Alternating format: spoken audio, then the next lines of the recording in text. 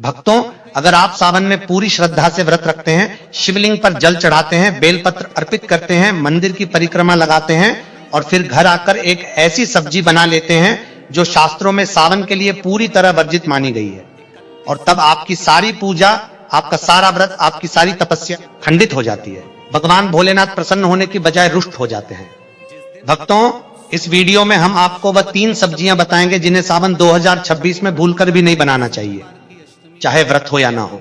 साथ ही जानेंगे सावन 2026 कब से शुरू हो रहा है, इस बार कितने सावन सोमवार पड़ रहे हैं, व्रत में क्या खाना चाहिए और क्या नहीं, शिवलिंग पर क्या अर्पित नहीं करना चाहिए, और मंदिर में रखे उस एक लोटे जल का आप क्या करें। यह सब कुछ आज इस एक वीडियो में, तो वीडियो को अंत तक जरूर देखें, क्योंकि अधूरी जानकारी हमेशा नुकसान ही करती है। माताओं बहनों, इस वर्ष 2026 में सावन का पवित्र महीना 30 जुलाई गुरुवार से आरंभ हो रहा है और यह पावन महीना 28 अगस्त शुक्रवार को समाप्त होगा। और सुनिए एक खास बात, इसी 28 अगस्त को श्रावण पूर्णिमा भी है और उसी दिन रक्षाबंधन का त्योहार भी मनाया जाएगा, यानी सावन का समापन और रक्षाबंधन दोनों एक ही दिन। यह अपने आप में एक अत्यंत शुभ संयोग है। भक्तों, कई लोग भ्रम में रहते हैं, कोई कहता है 4 सोमवार, कोई कहता है 6 सोमवार। आज हम यह भ्रम पूरी तरह दूर कर देते हैं। सावन 2026 में कुल 4 सावन सोमवार पड़ रहे हैं और दिलचस्प बात यह है कि चारों के चारों सोमवार अगस्त महीने में ही आएंगे। पहला सावन सोमवार व्रत 3 अगस्त को है, दूसरा सावन सोमवार 10 अगस्त को, तीसरा सावन सोमवार 17 अगस्त को और चौथा तथा अंतिम सावन सोमवार 24 अगस्त को रखा जाएगा। ध्यान से समझिए, सावन 30 जुलाई से शुरू होता है, लेकिन पहला सोमवार 3 अगस्त को पड़ रहा है, इसलिए 4 सावन सोमवार यही सही जानकारी है। इसे नोट कर लीजिए और अपने परिजनों को भी बताइए। शिव भक्तों, सावन का यह महीना कोई साधारण महीना नहीं होता। यह महीना साक्षात भगवान भोलेनाथ की कृपा का महीना है। शास्त्रों में लिखा है कि सावन में जो भक्त सच्चे मन से भोलेनाथ की शरण में आते हैं, उन्हें महादेव अपनी छत्र छाया में ले लेते हैं। उनके दुख, उनके रोग, उनकी निर्धनता सब धीरे धीरे दूर होने लगते हैं। महाराज कहते हैं, सावन में प्रकृति स्वयं नृत्य करती है, धरती माँ का अभिषेक होता है आकाश से बरसते जल से, हरियाली उगती है, नई फसल आती है, किसान के चेहरे पर संतोष छाता है। सावन में बादल जब गरजते हैं तो वह केवल वर्षा नहीं होती, वह भोलेनाथ के आगमन का उद्घोष होता है। मान्यता के अनुसार सावन में आकाश से जो जल बरसता है वह अत्यंत पवित्र और पुण्यदायी माना गया है। बड़े बुजुर्ग कहते हैं कि सावन की बारिश में स्नान करने से शरीर की थकान, मन की उदासी और जीवन की नकारात्मकता सब धुल जाती है। भक्तों, भारत ही नहीं, विदेशों में भी जहां जहां हिंदू समाज है, वहां सावन का यह महीना बड़े उत्साह और श्रद्धा के साथ मनाया जाता है। यही इस महीने की महिमा है। माताओं बहनों, एक जरूरी बात, जो लोग घर में लड्डू गोपाल की सेवा करते हैं, जिनके घर में भगवान श्री कृष्ण विराजमान हैं, उनके लिए एक विशेष बात बताना चाहते हैं। मान्यता के अनुसार सावन की पहली बारिश में लड्डू गोपाल को स्नान कराना बहुत शुभ माना जाता है। आप उन्हें चांदी, पीतल या मिट्टी की थाली में बिठाकर सावन की पहली बूंद उनके मस्तक पर अर्पित करें। ऐसा करने से घर में सुख, समृद्धि और आनंद की वर्षा होती है। यही पुरानी परंपरा है और यही श्रद्धा का भाव। भक्तों, अब आते हैं उस मुख्य बात पर जिसके लिए आप इस वीडियो पर आए हैं। वो 3 सब्जियां जो सावन 2026 में भूलकर भी नहीं बनानी चाहिए। ध्यान से समझिए, यह केवल व्रत रखने वालों के लिए नहीं है, यह हर उस व्यक्ति के लिए है जो सावन के महीने में भोलेनाथ की कृपा पाना चाहता है। क्योंकि भक्तों, पूजा पाठ और व्रत उपवास के साथ साथ आहार का भी उतना ही महत्व है। अगर मन और वाणी पवित्र है पर थाली में अशुद्ध भोजन है तो शिव कृपा आने में बाधा आती है। पहली वर्जित सब्जी बैंगन। माताओं बहनों, सावन के महीने में बैंगन को घर में रखना तक अशुभ माना जाता है। बनाने की तो बात ही अलग है। परंपरागत मान्यता यह है कि बैंगन सावन में पूरी तरह वर्जित सब्जी है। शास्त्रों में द्वादशी और चतुर्दशी के दिन भी बैंगन न खाने की परंपरा है और सावन का पूरा महीना तो इस दृष्टि से और भी अधिक सावधानी का समय है। महाराज कहते हैं, बैंगन में सावन के मौसम में जीव जंतुओं का वास बढ़ जाता है। बरसात के कारण कीट, सूक्ष्म जीव और अन्य अशुद्धियां इस सब्जी में आ जाती है। इसे खाने से न केवल शारीरिक नुकसान हो सकता है बल्कि आध्यात्मिक दृष्टि से भी यह पाप का भागीदार बनाती है। भक्तों, यदि आपके घर में अभी बैंगन रखा है, चाहे कच्चा हो या साबुत, तो उसे तुरंत घर से बाहर कर दीजिए। यह कोई अंधविश्वास नहीं है, यह पुरानी परंपरा और शास्त्रीय मान्यता है। बैंगन को सावन में घर में रखने से, पकाने से और खाने से भगवान शिव प्रसन्न नहीं होते और घर में निर्धनता का प्रवेश माना जाता है। दूसरी वर्जित सब्जी पत्तेदार साग सब्जियां, विशेषकर पालक और मेथी। शिव भक्तों, सावन में पत्तेदार सब्जियां खाना भी वर्जित माना गया है। पालक, मेथी, लाल भाजी, बथुआ, पत्ता गोभी ये सभी इस श्रेणी में आती हैं। इसके पीछे एक बहुत स्पष्ट कारण है, ध्यान से समझिए। बरसात के मौसम में पत्तेदार सब्जियों में नमी के कारण बहुत सूक्ष्म जीव, कीड़े और अशुद्धियां आ जाती हैं। इन्हें कितना भी धोएं, अंदर की अशुद्धि पूरी तरह नहीं निकलती। इसीलिए शास्त्रों और परंपराओं में सावन में इनसे परहेज करने को कहा गया है। महाराज कहते हैं, जो व्यक्ति सावन में पत्तेदार साग खाता है उसे पाप लगता है, क्योंकि उसमें अनजाने ही सूक्ष्म जीवों की हत्या हो जाती है। और यह तो आप जानते हैं कि भोलेनाथ सभी जीवों के प्रति करुणा रखते हैं। वे पशुपतिनाथ हैं, समस्त प्राणियों के स्वामी। इसलिए उनकी भक्ति करते हुए किसी भी प्राणी की हत्या का भागीदार नहीं बनना चाहिए। इसलिए माताओं बहनों, सावन 2026 में पालक की सब्जी, मेथी की सब्जी, पत्ता गोभी, इनसे दूरी बनाए रखें। यह आपके लिए, आपके परिवार के लिए और आपकी भक्ति के लिए सबसे उचित होगा। तीसरी वर्जित सब्जी लहसुन और प्याज से बनी सब्जी। भक्तों, यह तो आप जानते ही हैं कि व्रत में लहसुन प्याज पूरी तरह वर्जित है। लेकिन क्या आप यह जानते हैं कि सावन के पूरे महीने में व्रत हो या न हो, लहसुन प्याज से बने भोजन से बचना चाहिए। शिव महापुराण की कथा कहती है कि भगवान शिव तामसिक भोजन से दूर रहते हैं। लहसुन और प्याज तामसिक प्रकृति के माने जाते हैं।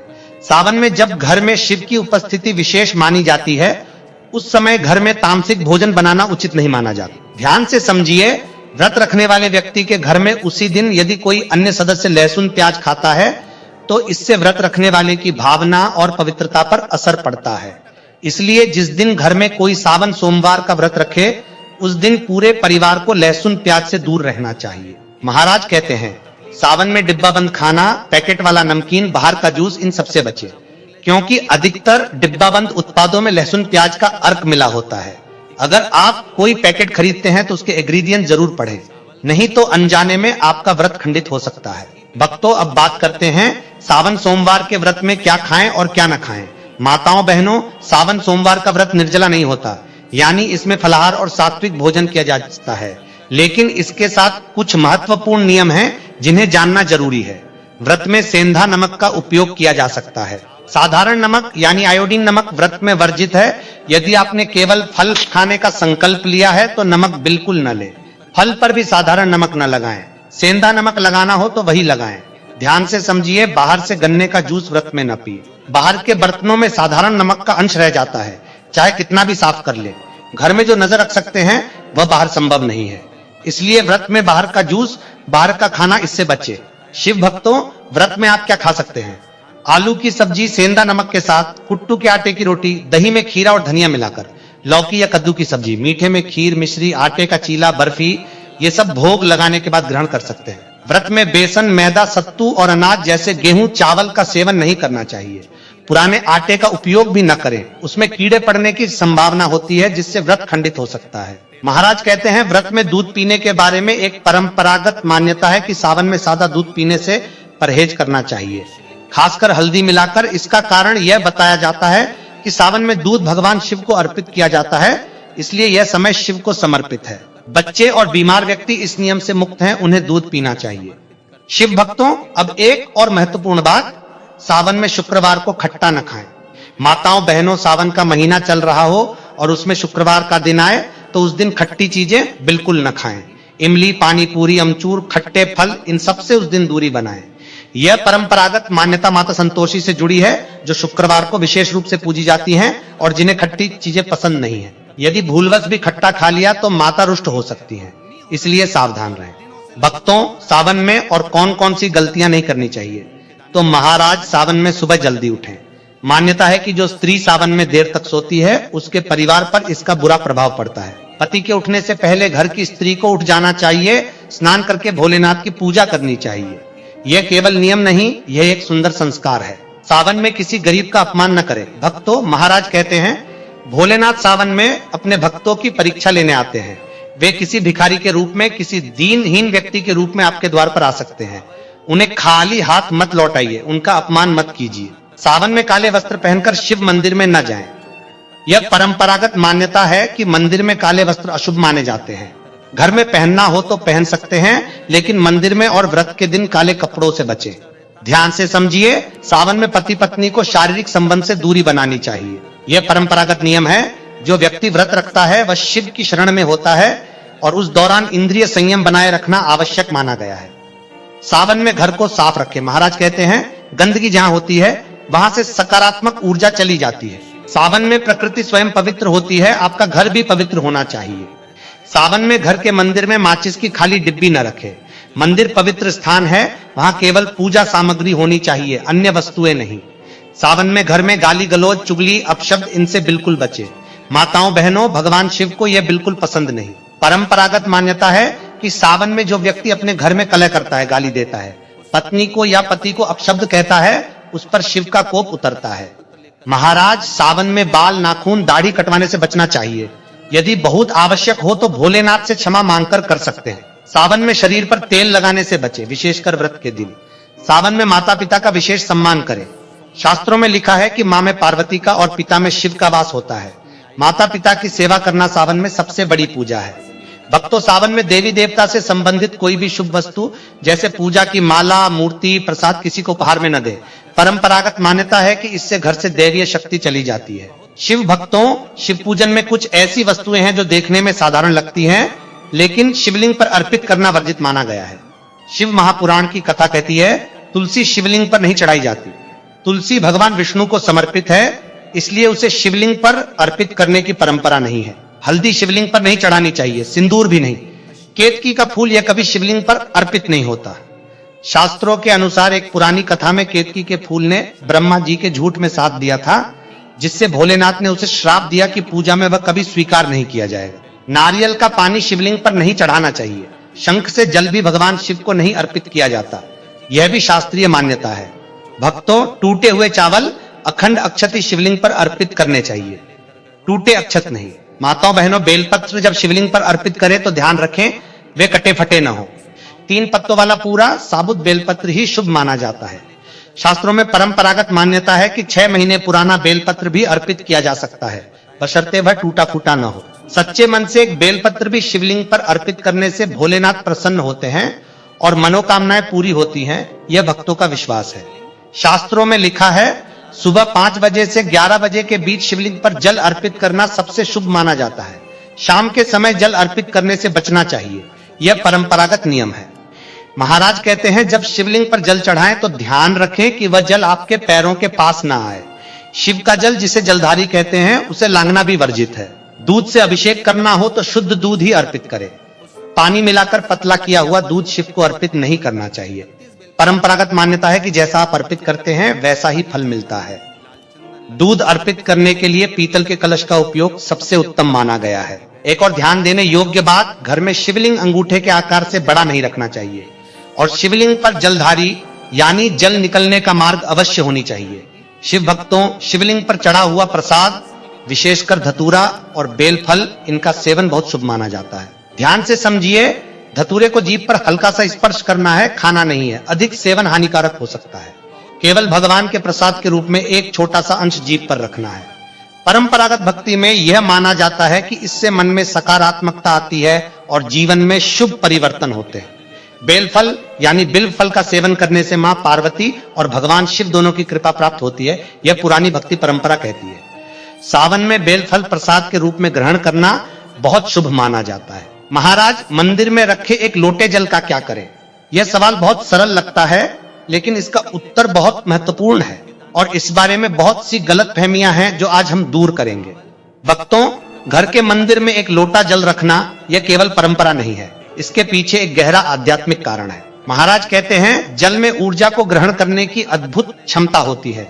जब हम पूजा करते हैं, मंत्र जपते हैं, भगवान से प्रार्थना करते हैं, तब उस वातावरण की समस्त शक्ति उस जल में समाहित हो जाती है। इसीलिए पूजा से पहले मंदिर में एक लोटा जल रखने की परंपरा है। साथ में एक दीपक भी जलाया जाता है।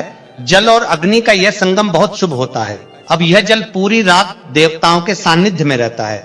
सुबह जब आप पूजा करने जाएं तो इस जल को उठाएं और इसका सदुपयोग करें। ध्यान से समझिए, इस जल का पहला उपयोग है घर में छिड़काव। पूरे घर में हर कमरे में इस जल का छिड़काव करें।